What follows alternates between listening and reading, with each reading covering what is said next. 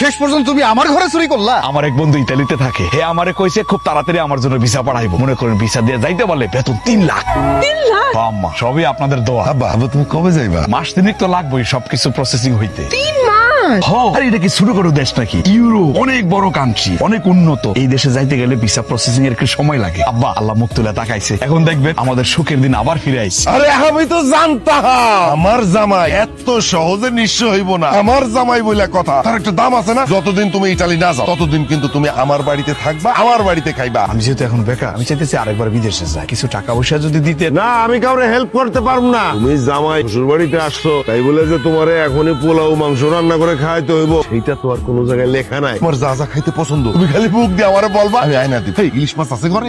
এই শুনো, তোমার ছোট ভাইয়ের খবর কি কিছু জানো? হ্যাঁ, তো শ্বশুর বাড়িতে গিয়া রাজার হালে আছে। ঘটনা কি তাহলে সত্য? তোর জামাইয়ের মতিগতি আমার পছন্দ হইতেছে। কোনো যে বিষয় হইতে 3 মাস লাগবে, 3 মাসের কথা এখন 5 মাস হয়ে গেল। তোর জামাইয়ের বিষয় হইতে কতদিন লাগবে? কতদিন? তোমার মাইয়ার জামাই জীবনে কোনোদিনও ইটালির ভিসা পাইবো না। কি কইতেছো তুমি এগুলা? আমি যেটা কইতাছি সত্য কথা কইতাছি। ওই জানোয়ারটা নতুন করে আমগরে আবারও ধোকা দিছে। ও কোনোদিনও ইটালির ভিসা পাইবো না। ইটালিতে কারোর সাথে ওর কোনো কথা হয় না। ও কত বড় ধোকা দিছে জানো? ও যে যায় শহরে কি জন্য যায়? ভিসা কথা কইয়া শহরে যায় একটা দোকানে চাকরি করে। এই তুমি এসব কি করতেছো? মানে ঠিকঠাক মতো শুনছো তো? তোমার কি মনে হয় আমি মিথ্যা কথা কইতাছি? আমি নিজের চোখে দেখছি, নিজের কানে শুনছি। ওরে কে দিব ইটালির ভিসা? কে দিব? শফিক আমাকে লগে এইভাবে ধোকা দিতে পারলো আব্বা?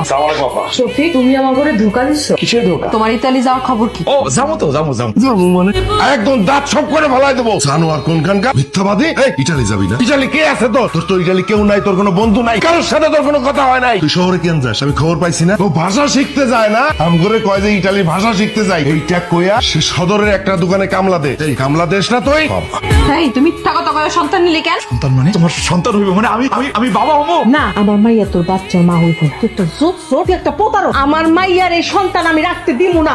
তোমার আম্মা এত বড় কথাটা বললো, তুমি প্রতিবাদ করবো না? না করব না। এই এত কথা ওর সাথে আমরা কেন কইতেছি? বের এখান থেকে বের। আব্বা আমি বাপ হইতে যাইতেছি, অনেক বড় খুশির সংবাদ। এই কিসের খুশির সংবাদ? কে কইছে তুই বাপ হইতে যেতেছিস? বাবা আমার কথা আমার একটু থাকতে দেন। আমি বাপ হইতে যাইতেছি, এটা আমার খুশির সংবাদ।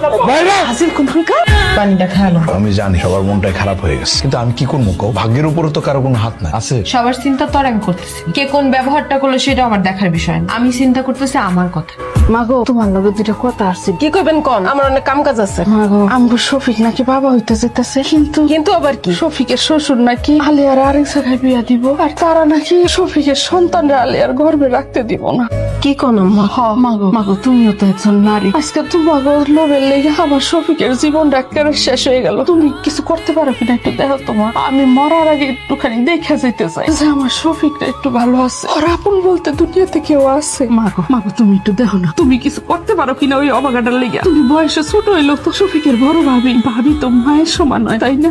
কিসের মামা? আমি কি সত্যি কোনোদিন মা ডাক শুনতে পারো না? না পারবি না, কারণ তোর জামাই হচ্ছে একজন প্রতারক। তুই কি ইচ্ছা করে না বোঝার বান করে থাকস নাকি তুই বুঝতে চাস না? তোর পেটে যদি সন্তান হয় তোর আমি বাইরে বিয়ে দিব কেন? মূর্খ মাইয়া এইটুকু কি মাথার মধ্যে ঢুকে না? সি মা, আপনি কি আসলে আলের মা নাকি ডাইনি? মুখ সামলায় কথা কইবা মাইয়া। ভাবি তুমি আমাকে বাড়িতে কি মনে কইরা? কিছু মনে করে আমি এই বাড়িতে আসি নাই, আসছি নিজে পাপের বোঝাটারে একটুখানি কমাইতে। শুনলাম টাকার জন্য তুমি শফিকের সন্তানরে তার কোলে দিতে চাও না, তাই না আলেয়া? তুমি কেমনে জানলা এইসব কথা? আমি সবই জানি, শুধুমাত্র এই টাকার জন্যই তুমি মা হওয়ার সুযোগ পাইও মা হইতে চাও না। অথচ আমারে দেখো, বিয়ের এত বছর পর আমি মা ডাক শুনতেই পারলাম না। আমার কোলে একটা সন্তান আইলো না আলেয়া। তোমাকে তো টাকা আছে, তোমরা সন্তান দিয়ে কি করবা? টাকা তোমার লেগে আমি টাকা নিয়ে এসেছি, তোমার ভাইজানের কাছ থেকে জোর করে আমি এই টাকা নিয়ে এসেছি। এই সব টাকা তোমার না। ধরো তুমি শুধু আমার কথা দাও, তোমার সন্তান জন্মের পরে তুমি ওরে আমার হাতে তুলে দিবা। কথা দাও। অসম্ভব, আমার সন্তান আমি বেঁচে দিব না। অথচ তুমি তোমার মায়ের বুদ্ধিতে নিজের সন্তানকে নষ্ট করতে চাইছো। তুমি জানো কত শত নারী দিন রাত তপস্যা করতেছে একটা মাত্র সন্তানের জন্য, আর তুমি সেই সন্তানকে পাইয়াও আলেয়া।